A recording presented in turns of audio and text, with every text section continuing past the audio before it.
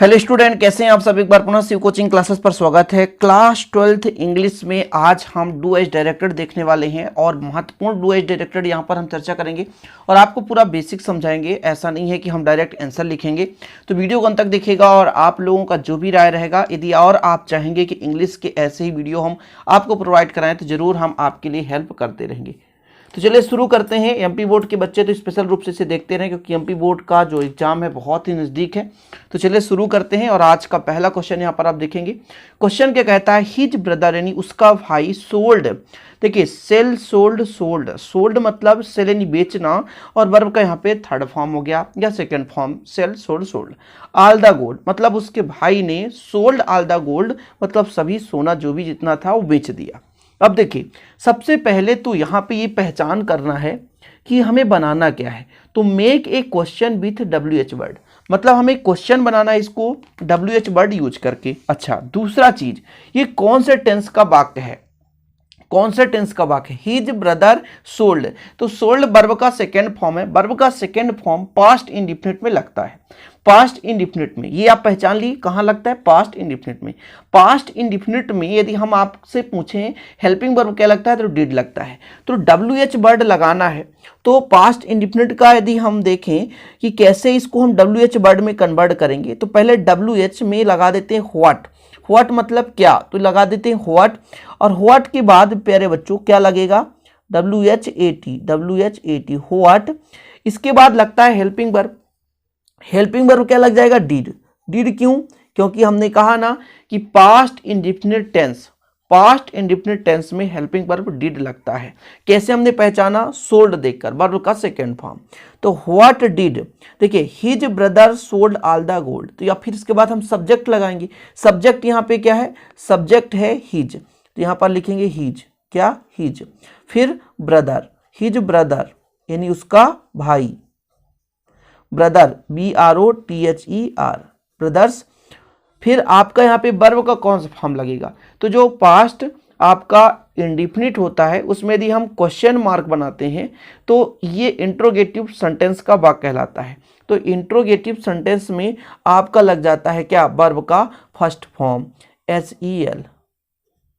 ठीक है, तो यहाँ पर what did his brother sell, क्या उसके भाई ने बेचा। हम केवल क्वेश्चन वर्ड बना रहे हैं इसलिए व्हाट लगा दिए, तो ऑल द गोल्ड को हटा देते हैं।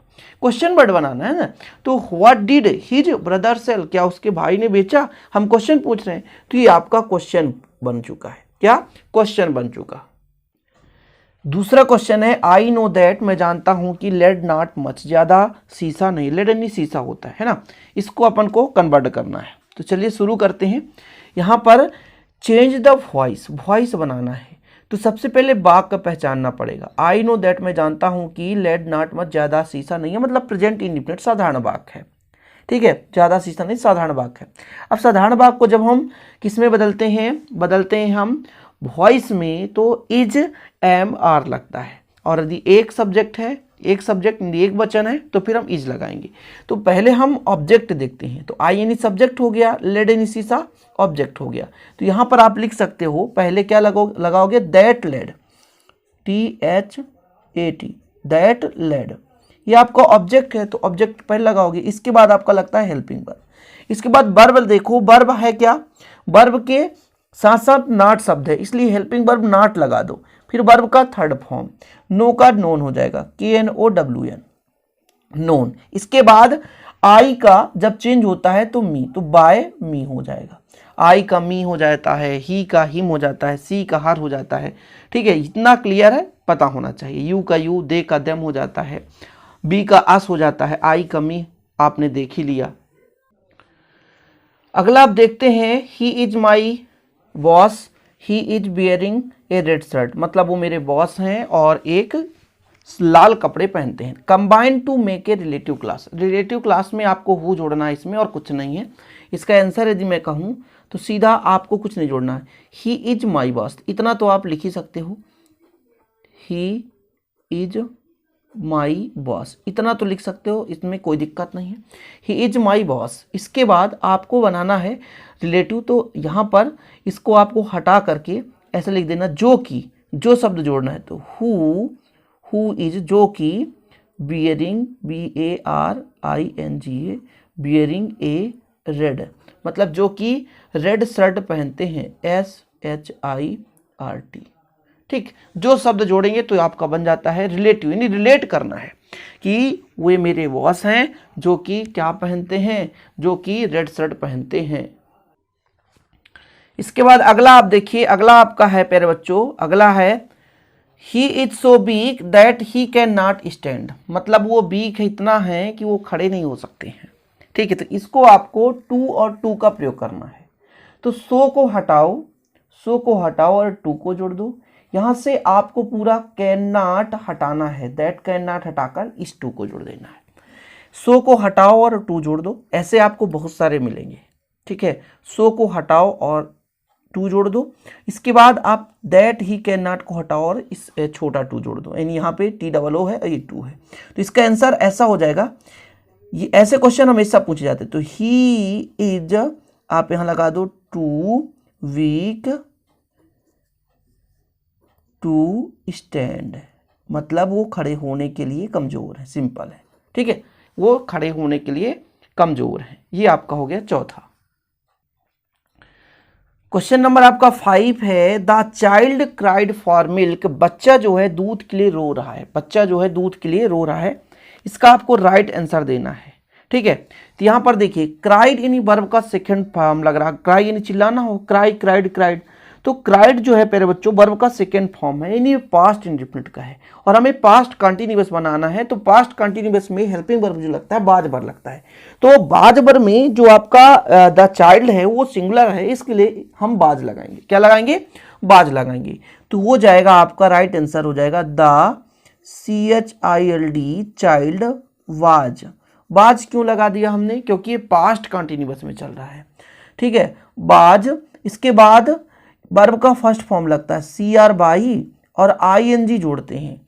पास्ट कंटिन्यूअस हो चाहे प्रेजेंट कंटिन्यूअस हो चाहे फ्यूचर कंटिन्यूअस, तीनों में ING का प्रयोग हम करते हैं। इसके बाद आपका हो जाएगा फॉर, किसके लिए? मिल्क, यानी बच्चा दूध के लिए चिल्ला रहा था। तो अगला नंबर है आपका 6 नंबर है, थोड़ा देखिएगा। Raju right either with hands, ये आपके पास वर्ड देके रखे हैं, इसको आपको एकदम रीअरेंज करके राइट सेंटेंस बनाना है। सबसे पहले आपको सब्जेक्ट ढूंढना है। तो सब्जेक्ट क्या हो गया? यहाँ पे राजू हो गया, सब्जेक्ट क्या हो गया? राजू। इसके बाद आपका हेल्पिंग वर्ब लगता है। हेल्पिंग वर्ब क्या है इसमें? Right either. आपका हेल्पिंग वर्ब इसमें नहीं है तो कैन जोड़ लो, कैन होना चाहिए। तो हेल्पिंग वर्ब यहाँ पर मॉडल के रूप में है कैन। तो राजू कैन। अब आपको देखना है कि क्या आपका वर्ब इस पे मिल रहा है, कहीं पे वर्ब है तो राइट नहीं लिखना। तो Raju can write WRIT verb. इसके बाद आपको ऑब्जेक्ट ढूंढना पड़ता है। ठीक है, तो ऑब्जेक्ट यहां पर क्या हो जाएगा? यहां पर ऑब्जेक्ट हैंड हो जाएगा, लेकिन हैंड आपको डायरेक्ट लिख देंगे तो विथ कहां जाएगा? तो विथ को लिखना पड़ेगा। विथ, विथ आपको पहले लिख देना है कि हाथ के साथ, ये एक्स्ट्रा है जो शब्दों को जोड़ रहा है। तो यहां पर आप लिख दोगे with, with WITH either, either hands. इतना कंप्लीट, ये आपका राइट मीनिंगफुल सेंटेंस बन जाता है। अगला क्वेश्चन देखिए, अगला क्वेश्चन है he can prepare T in a minute, मतलब 1 मिनट में वह जो चाय है बना सकता है। अब देखिए कैन है मतलब मॉडल का प्रयोग किया गया है। अभी हमको चेंज करना है वॉइस में, और वॉइस बनाते समय एक चीज नोट डाउन करना, हमेशा ऑब्जेक्ट पहले लिखते हैं। जैसे आपका ऑब्जेक्ट क्या है? टी है, टी यानी चाय, तो टी आपको पहले लिखना पड़ेगा। ऑब्जेक्ट बनाना है तो टी। इसके बाद आपका आता है helping verb. Helping verb can का तो कैन, मॉडल में चेंज नहीं होता, कैन का तो कैन ही होगा। हेल्पिंग वर्ब में कोई नहीं होना चाहिए एक्सचेंज। फिर आपका प्रिपेयर, आपका जो है वो यहाँ पर इसका थर्ड फॉर्म लगाना पड़ेगा। तो प्रीपेयर्ड, PREPARED, आपका प्रिपेयर नहीं फर्स्ट फॉर्म है तो थर्ड फॉर्म लगा दिए। तो टी कैन प्रिपेयर्ड किसके द्वारा बनाया गया? तो ही का क्या लगता है? हिम, तो बाय हिम हो जाएगा, बाय हिम हो जाएगा, बाय हिम।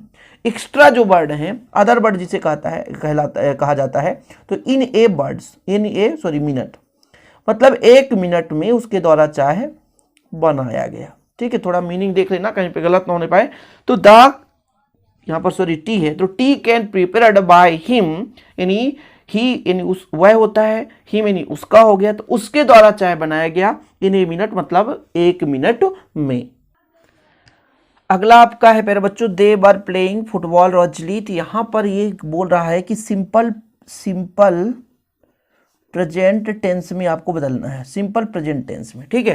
तो यहां पर सबसे पहले आपको देखना है कि आपका सब्जेक्ट क्या है। तो सब्जेक्ट कहता है दे, ठीक है। यहाँ पे बर, ये कौन सा टेंस है, तो पास्ट आपका है, पास्ट कंटिन्यूअस का है, तो पास्ट कंटिन्यूअस है और हमको किस में बदलना है, सिंपल प्रेजेंट टेंस में। सिंपल प्रेजेंट टेंस में क्या लगता है, क्या बाज बर लगता है, नहीं लगता। क्या डू डज लगता है, यस, लेकिन निगेटिव इंट्रोगेटिव में, लेकिन यहाँ पर ना तो निगेटिव है ना तो इंट्रोगेटिव है। और दे आपका बहुवचन हो गया, तो दे आपका हो जाएगा play, PLA Y, they play. Play देखिए आपका जो सिंपल टेंस होता है, सिंपल प्रेजेंट टेंस, सब्जेक्ट लगता है, वर्ब का फर्स्ट फॉर्म लगता है, तो प्ले हो गया फुटबॉल, और जो इसके साथ अदर वर्ड है उसको आप जोड़ दो, ठीक। तो देखिए जब हम टेंस चेंज कर रहे होते हैं तो आपको क्या क्या चीज ध्यान देना है। सबसे पहले वर्ब आपका प्ले है, तो प्लेइंग लगा है ING मैंने कहा ना, प्रेजेंट कंटिन्यूअस में, पास्ट कंटिन्यूअस में, फ्यूचर कंटिन्यूअस, तीनों कंटिन्यूअस में ING का प्रयोग किया जाता है। यहाँ पे जो बर है वो बाज बर लगता है पास्ट कंटिन्यूअस में। अब पास्ट कंटिन्यूअस से हमको प्रेजेंट इंडिफिनिट में बनाना है, यानी सिंपल प्रेजेंट टेंस में बनाना है, तो सिंपल प्रेजेंट टेंस में डू डज लगता है, लेकिन कब लगता है, जब प्यारे बच्चों आपका निगेटिव इंट्रोगेटिव हो। तो यहाँ पर निगेटिव इंट्रोगेटिव है नहीं, साधारण में बनाना है, तो डू डज का प्रयोग नहीं करेंगे, सिंपल है वर्ब का फर्स्ट फॉर्म। यदि आपका एक वचन करता होता तो एस या ES का हम प्रयोग कर सकते थे। इसके बाद आपका अगला नंबर है he does his duty well, मतलब उसका ड्यूटी जो है अच्छा है। तो आपको कैसे बनाना है, इसको कैसे चेंज करना है, चेंज इनटू नेगेटिव, यानी नकारात्मक में आपको बदलना है। तो क्या बोला है, he does his duty well. In does का प्रयोग है डू का, डू जो है आपका यहाँ पे हेल्पिंग वर्ब नहीं है, डू है वर्ब, और वर्ब के साथ एस या ES लगा है, तो डज लग गया, यानी डू के साथ ES, तो यस ये ES मैं आपको बता दूं प्रेजेंट इंडिफिनिट में ही लगता है। निगेटिव में लगाना है तो हेल्पिंग वर्ब भी लग जाएगा, तो ही के साथ डज लगेगा। यहाँ पे जो आपका हेल्पिंग वर्ब है वो डज लगेगा, अभी डज लगा नहीं है, यहाँ पे कंफ्यूजन होती है बच्चों को, क्यों, क्योंकि ये जो डू और ES लगा है, डू आपका वर्ब है, डू यानी करना, और ES उसके साथ सहायक शब्द है। तो यहाँ पर डज जो लगा हुआ है वो प्यारे बच्चों उसका हेल्पिंग वर्ब नहीं है। हेल्पिंग वर्ब बनाने के लिए सब्जेक्ट, फिर आपका निगेटिव बनाना ना, negative subject plus helping verb, तो ही के साथ डज लगता है, एक वचनकर्ता के साथ डज, और डज के बाद नॉट लगाएंगे, इसके बाद वर्ब लगता है। अब वर्ब क्या है यहाँ पे मैंने बताया ना, डू। अब डज मत लगा देना भाई, डज नहीं लगाना है, डू के साथ एस या ES जुड़ता है ना, समझिएगा। तो यहाँ पर डू के साथ ES जोड़ दिए तो डज हो गया था, तो ये आपका हेल्पिंग वर्ब नहीं था, ये था वर्ब, वर्ब के साथ ES लगा था, तो यस ये ES लगाते हैं अपन, आपको पता है वर्ब के साथ। तो ही डज नॉट डू, फिर आपको कुछ नहीं करना है, सीधा जोड़ देना है his duty well, his duty well, his duty well. अगला क्वेश्चन है और आज का आखिरी क्वेश्चन है, द फैन इज हाई, दूसरा है आई कैन नॉट, इसमें आपको यूजिंग करना है, यूजिंग सो दैट बनाना है, ठीक है। सो दैट लगाकर किसको सेंटेंस में बनाना है, आंसर करना है। तो द फैन इज हाई मतलब पंखा जो लगा हुआ है ऊंचाई पर लगा, तो आपको सो लगाना है, तो the fan so high, the fan is को हटाओ और सो लगाओ, हाई, इतना हाई है कि दैट क्या लगाना है, बीच में दैट लगाओ, आई कैन नॉट टच, मैं उसे छू नहीं सकता, तो आई कैन नॉट टच, ठीक है। यानी इज की जगह सो इतना ऊंचा है कि, यानी that I can not touch, मैं उसे छू नहीं सकता। तो इस प्रकार से मैंने 10 आपको यहाँ पर डू एज डायरेक्टेड कराएं और करा दूंगा, आप लोगों का जैसा भी रिस्पॉन्स रहेगा इंग्लिश ग्रामर में जो भी आपको डाउट हो, जितना मुझसे बन सकता है उतना मैं कोशिश कर रहा हूँ। एमपी बोर्ड के सभी बच्चे स्पेशल रूप से तैयार कर लें, किसी भी बोर्ड से हैं, आप लोगों में डू एज डायरेक्टर यदि आ रहा है तो आप लोग प्लीज इसे तैयार जरूर करें। हो सकता है एनुअल एग्जाम में आपको ऐसे ही मिल जाए, सिमिलर ही मिलेंगे। ये मैं नहीं कहता हूं कि यही क्वेश्चन लो आ ही जाएगा, 100% यही पेपर में आएगा, लेकिन सिमिलर क्वेश्चन मिलेंगे तो आप लोग अच्छे तरीके से तैयारी कर सकते हैं। उम्मीद करता हूं वीडियो पसंद आएगा, पसंद आए तो लाइक करें, शेयर करें। मिलते हैं अगली वीडियो के साथ। जय हिंद, वंदे मातरम।